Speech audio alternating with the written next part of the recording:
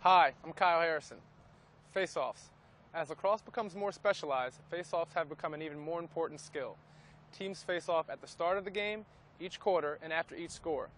Two players are chosen to face off at the center of the field, facing each other in the direction of the goal they are attacking, with the ball placed on the midfield line between them. A face-off player's objective is to maneuver his stick and body to gain possession of the ball by either picking it up on his own or directing it to the wing players running in from the sides.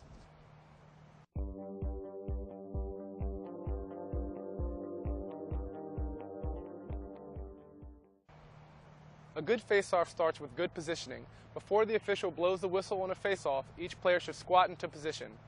Work with your face-off player to find a stance and hand position that is comfortable for him.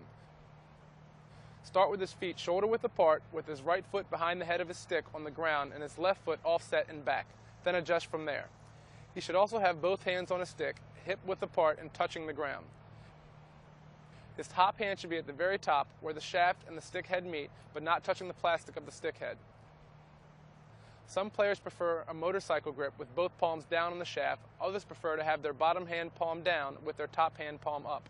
Allow your player to develop a personal preference.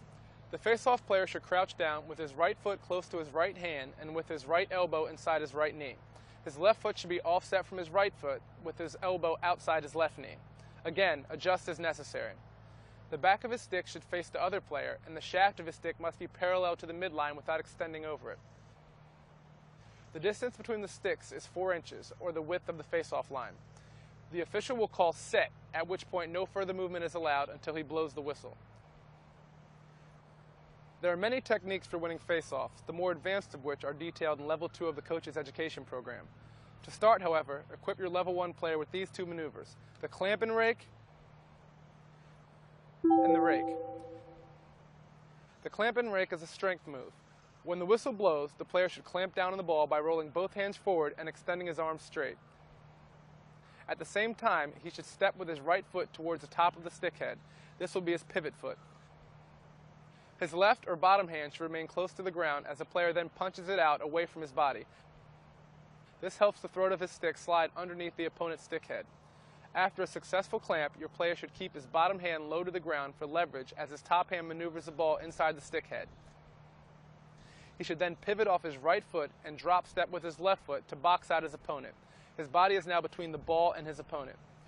Once this position is established with the ball clamped, the face-off specialist can lift his left hand to rake the ball in one of 3 directions: between the legs behind, to the left and down the line, or out and forward. Based on proximity, the face-off player can then either scoop the ball himself or push it in the direction of a wingman running in from the outside. The rake. The rake is different from the clamp and rake, and that is a speed move. It can be used to counteract a clamp or a plunge, the latter of which is a move detailed in Level 2. The face-off player should start off with the same setup and stance as a clamp and rake. On the whistle, he should quickly nudge his stick to the left and over the ball by pushing his right hand towards his opponent and pulling his left hand back towards his body. He should then direct the ball down the line towards the left side.